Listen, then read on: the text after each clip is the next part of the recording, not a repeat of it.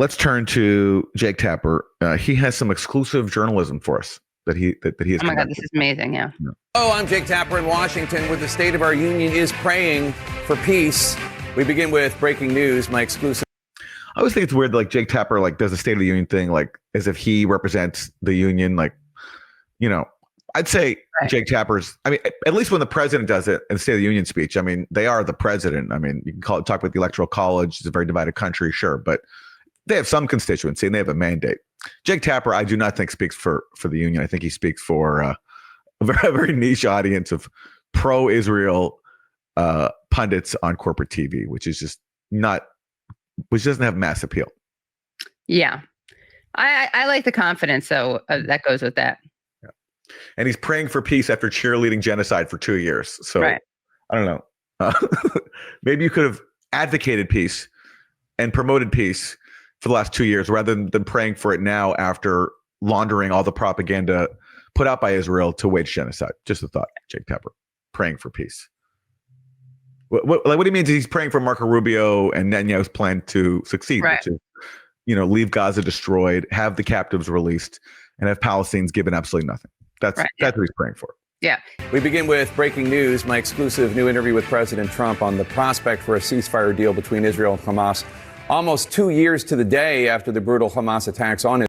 It's Hamas, Jake. Like, we're not Israel. Like, if you're in Israel, okay, fine, say Hamas, whatever you do. But we're in the United States of America. Okay, we're not Israel. It's Hamas, not Hamas. Yeah. Right. Yeah. Well, it's also interesting because it's not. I mean, that's like it's not. The Palestine. It's not Hamas. It's not Hamas in Arabic either. But it is, I guess, when the Hebrew with Israel, like that's how Israelis say. Exactly, it. He's speaking like an Israeli. Right. Yeah. We're in America. Like here, I'm going to be kind of like a nativist, like an America firster, Jake. Like this is America. Okay, we don't speak like Israelis.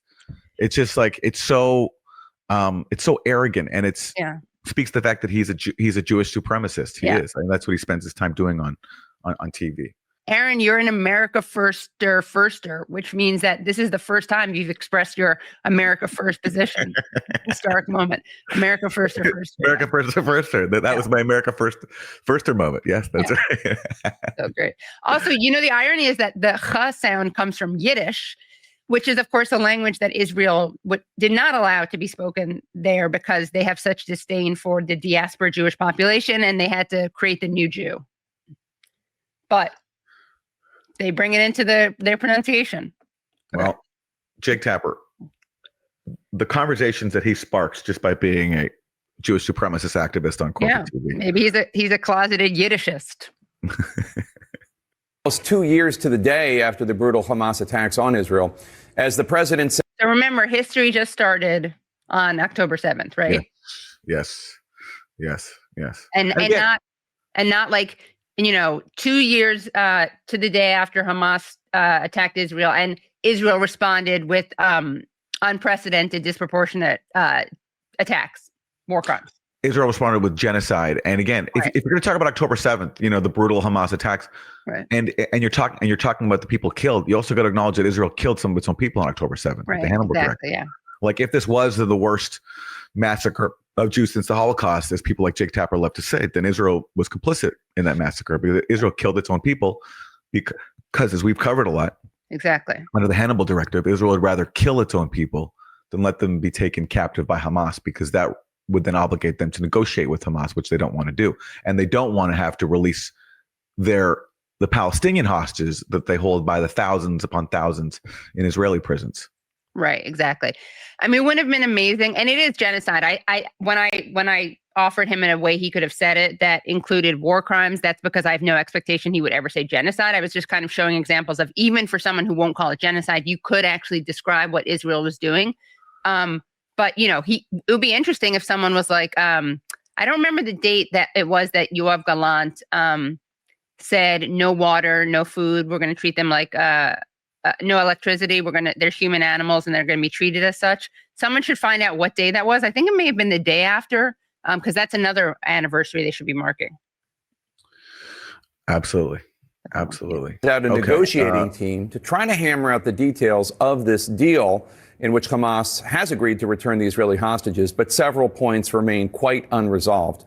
The president answered my questions on text about his hopes for this nascent deal. I asked him, what happens if Hamas insists on staying in power in Gaza? The president said, complete obliteration. Isn't it interesting? He doesn't say, like, I asked the president, what happens if Israel doesn't stop its bombing, which they never do when they say they're going to, right? Like, he just immediately puts the blame on Hamas.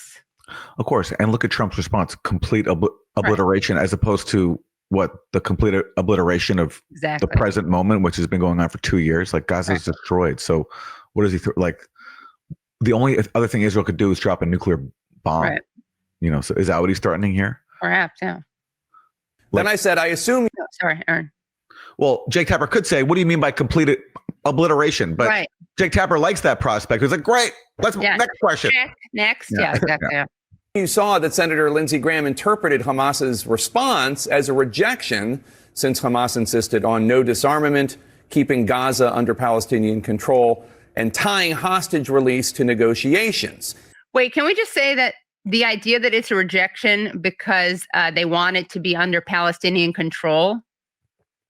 All they're saying is, I mean, and we've talked about this a lot.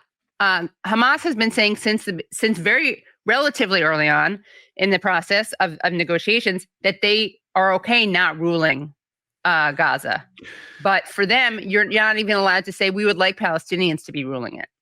Yeah, but I mean, Jake and Lindsey Graham are flagging the fact that Hamas insists on keeping some weapons, which they do, because they want to keep basically like their rifles, because their rifles protect them from invading Israeli soldiers. So they don't want to just completely give up all their weapons. And that's one of the reasons for Israel's response to October 7th, which is that because the natives raised their heads and resisted, they have their entire population has to be taught a lesson.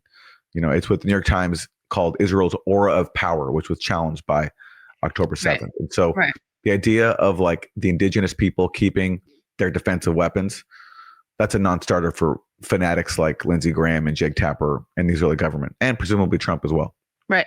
Well, yeah, that's the first point, right? Known as disarmament. But I guess what's striking to me is that it's keeping Gaza under Palestinian control that makes it a rejection. Yeah. Because if for that to be true, then for that to be a rejection of the deal, then you're basically saying that the deal, implicitly at least, requires non-Palestinian control. Exactly right. Exactly right. Thanks, Lindsey, again, for that honesty. Is Lindsey Graham wrong? The president said, we will find out. Only time will tell. I love the way he has 3 exclamation points at the end of tell.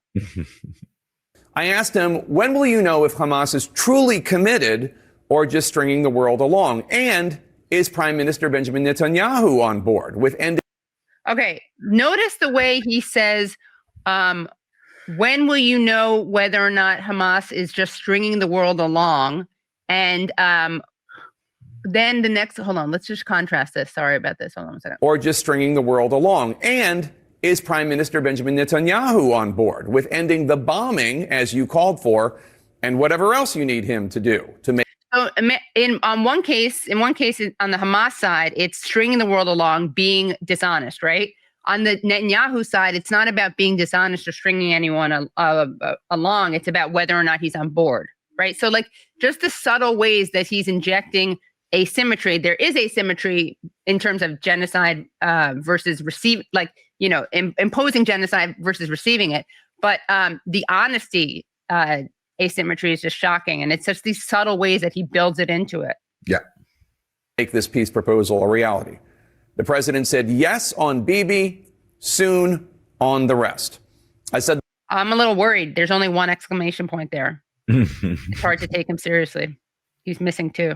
That I thought the Arab League calling on Hamas to not be part of any future leadership in Gaza, Palestine, was a remarkable step. Are they committed to seeing your plan implemented? And will they help with funding and a law enforcement presence or whatever is needed? Oh, a law enforcement presence. So what he means by that is a dystopian future where the people of Gaza are living in like at least those who remain are living in tents, making the concentration camp of Gaza just even more dystopian and horrific, and being policed by collaborator forces. That's what he means by a law enforcement presence. He wants, and these people are they're so entitled and so arrogant that they just expect the, compliant Gulf states to pay for everything. Right. Will they help with funding? So like, will they pay for like your dystopian concentration camp in Gaza? That's what Jake Tapper's asking. Also, yeah, and isn't this interesting? Again, Tapper says, I thought the Arab League calling on Hamas to not be part of any future leadership in Gaza, Palestine, a remarkable step. So again, he's just putting his opinions into this. He's so happy. He sees this as like, yay, Arabs against Hamas. Yay, it's so remarkable. I mean, you can just see how he's excited about this and sees it that way. Really disgusting. But also, I'm really worried about this because I hope... 1 exclamation point and working hard, no exclamation points. So how hard is he really working? I said I hoped peace would become a reality. The president said, I hope, and that he was working hard.